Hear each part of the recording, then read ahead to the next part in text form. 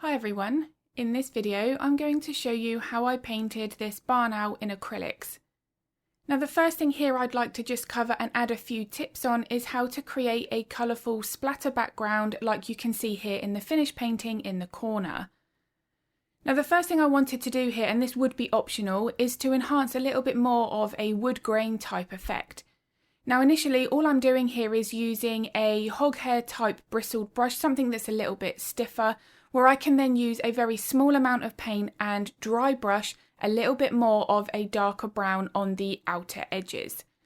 Now as you can see here, from time to time I use a little bit more paint to get it slightly darker, but I really just wanted here to create a little bit more variation on the wooden panel that I'm using. Now as the name of this technique suggests, you do need to have a dry brush in order to create this type of technique. If your brush has any water on it, this is not going to have the same effect and it will look more like solid brush strokes. Now I decided to add a little bit more of that wood grain, and I'm using a stencil here to speed up this process. Now the reason I used a stencil as well is because I didn't want this background with the wood grain to be lots of detail. I was aiming for something that was just a little bit more looser in that style, and this worked really well and got that end finish a little bit quicker. But everything here is exactly the same with that dry brush technique. And after spending a few minutes doing that, this is what I've ended up with. Now the next stage for my background was I wanted to flick some paint splatter on that background that is going to be behind the barn owl. Now one thing I wanted for this is to still have an element of control with the type of splatter that was created. Now the more water that you have in your mixture for this means that it's more likely to go more dispersed and it's likely to leave that brush a lot easier. So I wanted to make sure that I did have that balance of paint versus water consistency just right. Now I'm using here a normal bit of white printer paper, and as you can see it was only really flicking the odd drop of paint, which is not what I wanted. I wanted something that was a lot more of a line of paint and still have that lovely blotchy effect as well, like this. So that meant there that I just had to add a little bit more water to that paint, and as you can see here, having it a little bit thinner enabled that paint to leave that brush when I was flicking it towards the canvas or the panel a lot easier. This is exactly the sort of effect that I wanted, and I continued with this approach for the background.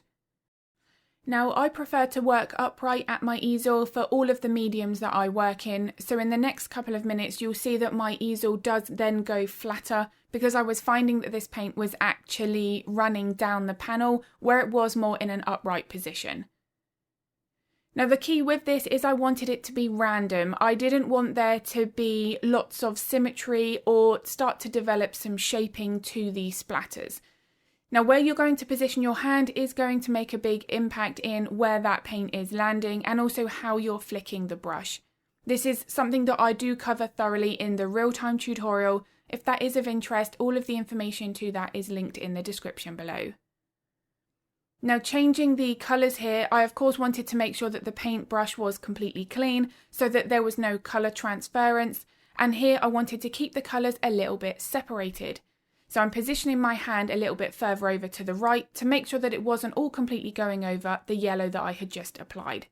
I kept on correcting this and adjusting this as I went with each additional colour that I added until I got the balance just right with the amount of paint splatter I wanted.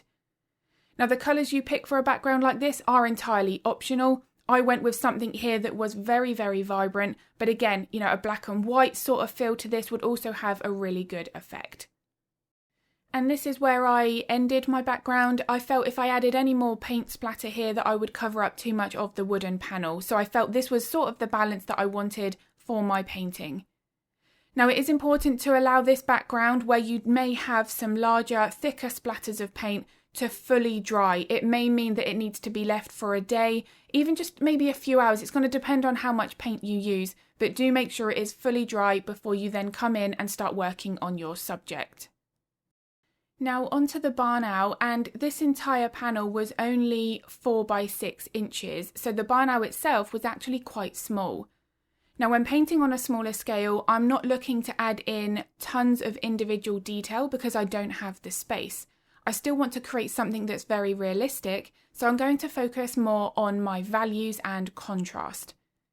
Now with a subject, I always like to begin with the eye, and the barn owl's eye is very dark, so I pretty much went in with black, and then I'm going to refine my very small highlight at the top of the eye.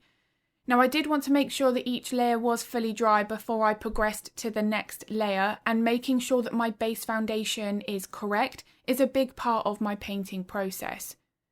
Now this is something that I cover in all tutorials here on YouTube. My base layer for me is a real integral part of that realism that's going to be achieved later on. If the base layer isn't captured correctly or rushed through, I feel that it then makes the details look quite harsh and the painting can look flatter. So this base foundation, although we do in many cases paint over it, it still shows through to some degree and it is a key part. Now the next stage is starting to then add the initial layer of detail. Now this is not the detail that sits on the very top, such as the brightest highlights. This really is where I'm starting to just map in that basic feather direction or the fur direction depending on the animal, and getting a hint of how thin, how long those brushstrokes need to be. Now as I've mentioned just a moment ago, this is a layering process, and the more layers we add, the more depth we're going to create. But a big part of that is making sure that the base layers are dark enough. With this lighter mixture that I'm currently using here with this smaller detailed brush, if my layers underneath were too light, this current layer would not show up. Now one of the worst things we can do here in that situation is just add a little bit more white to make that paint lighter if it's actually the cause of the base layer not being dark enough. Now if you know that your base layer is dark enough, then yes, that lighter mixture needs to be a little bit lighter. But we have to be making sure that the base foundation underneath is correct in order for the finished contrast to be accurate and make that subject look more realistic. Now here, as it starts to look lighter, I'm a few more layers in advance where I'm still just gradually building up the softness of the feather by adding more of my lighter layers. Now here I've actually just come in with more titanium white straight out of the tube so that I can then make these highlights as bright as I can get them. Now when I'm working with such bright details here, it's going to be with that light source in mind. So if I've got a really bright highlight anywhere on the subject, I do want to be making sure that I've captured that to increase that shape and form. Now the placement of the highlights and shadows are not random, they follow the underlying bone and muscular structure. So for example, on the left side of the face there, the feathers are at its brightest, where it's not only capturing that more of the one-sided light source, but it's also hinting at where those feathers are raising up further away from the eye. This here is building up depth and more of that form of the face, and again aiming for more realism. So the placement of the highlights and shadows is something that we do need to focus on, and it's as important as the feather direction, the details themselves. Now these feathers on the outside of the face, I feel this is where the feathers could get more complicated because of how they are shaped and positioned. Now any area that does look more confusing, I have a tendency to want to break it up into more individual layers so that I can simplify that process as much as possible. Now how to simplify a reference photo and that layering process is something that I do cover thoroughly in my real-time tutorials. As I mentioned at the beginning of this video, they are linked in the description below if they're of interest.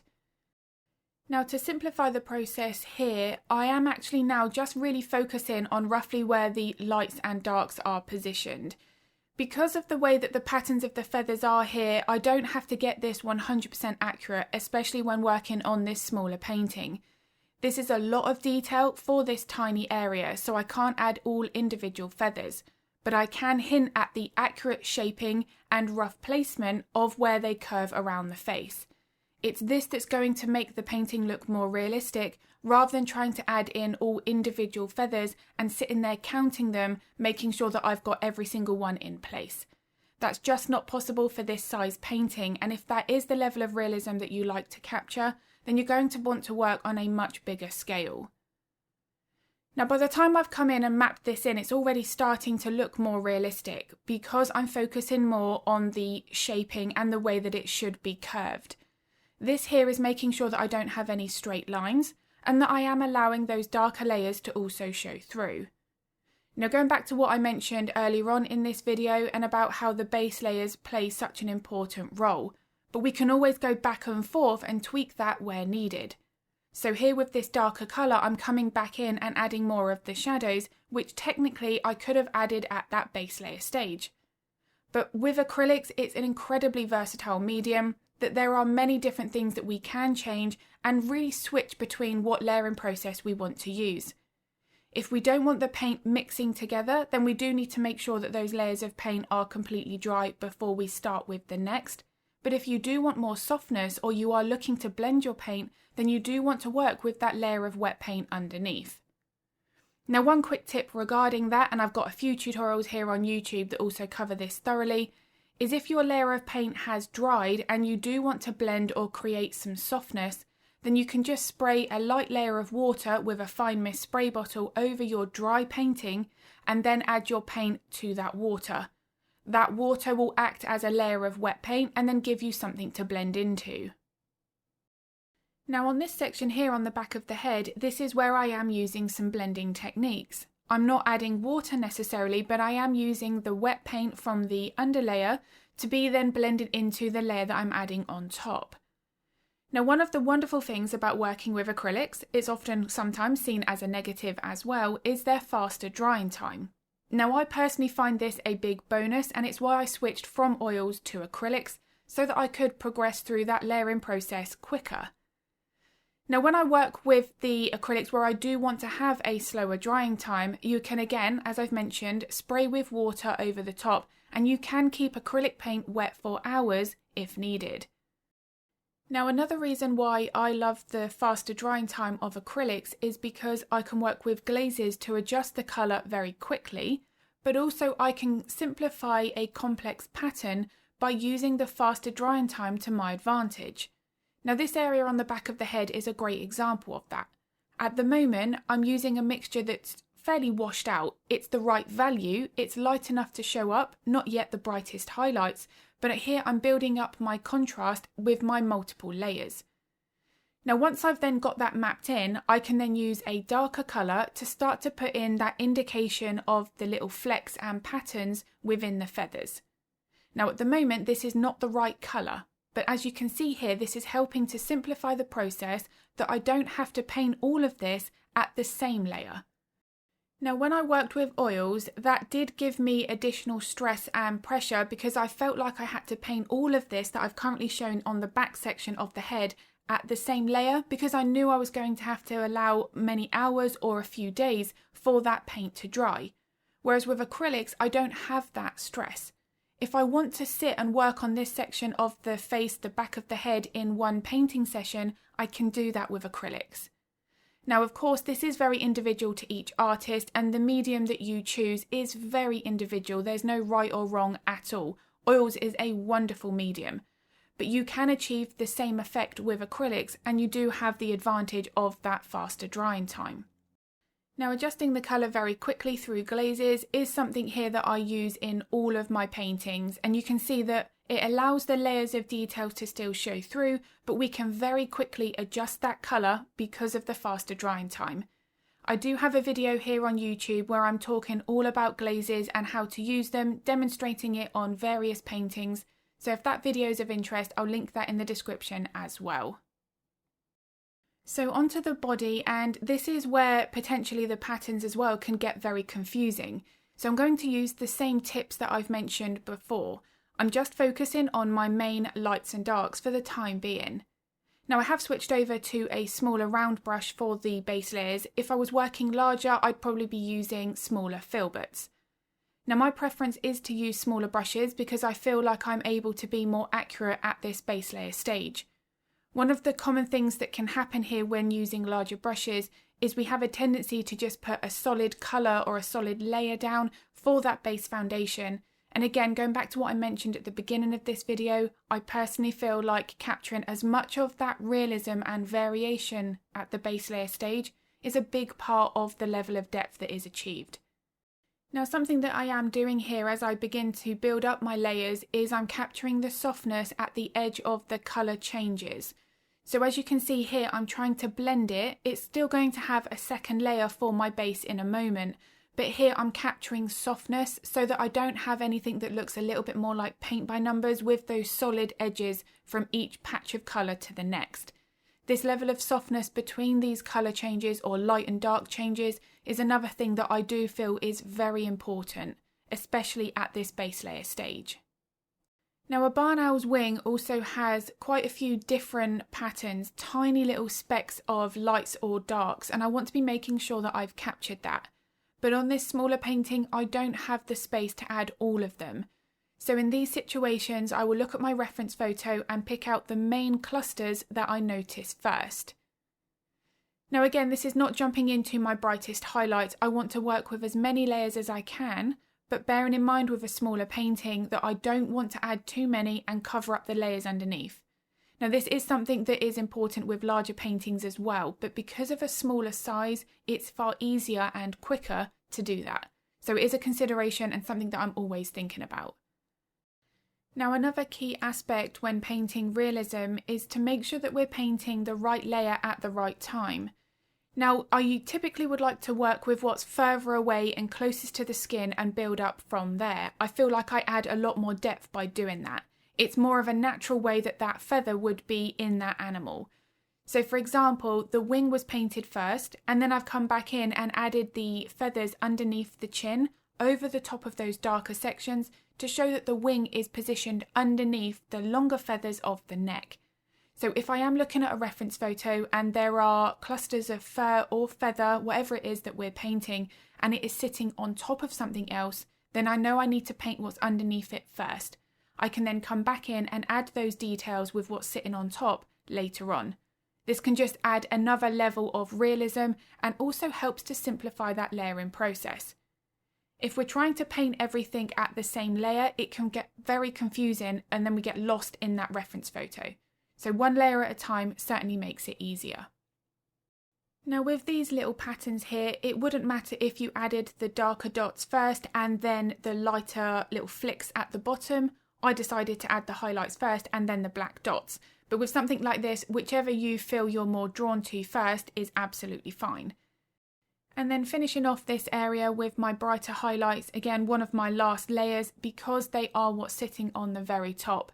These highlights make such a big difference, and because again I'm reinforcing that contrast, it's this that's going to add more of that realistic look to the finished painting. And once those layers were dry, I then come back in and add a final glaze. This is where I'm adjusting that colour, getting it more accurate to that reference photo. Now, if you are an artist that worries about mixing the exact colour at each stage, working with acrylics in this way and adjusting the colour separately can make that aspect of painting much, much easier. And then, as always, the last few minutes is just finishing off adding in those final details.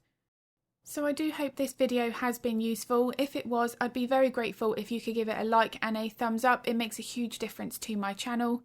I also upload a couple of videos to YouTube every week, so if you would like to get notified of that content, then don't forget to hit the subscribe and the bell button. If you are interested in painting along to the real-time tutorial of this barn owl, then everything is linked in the description below.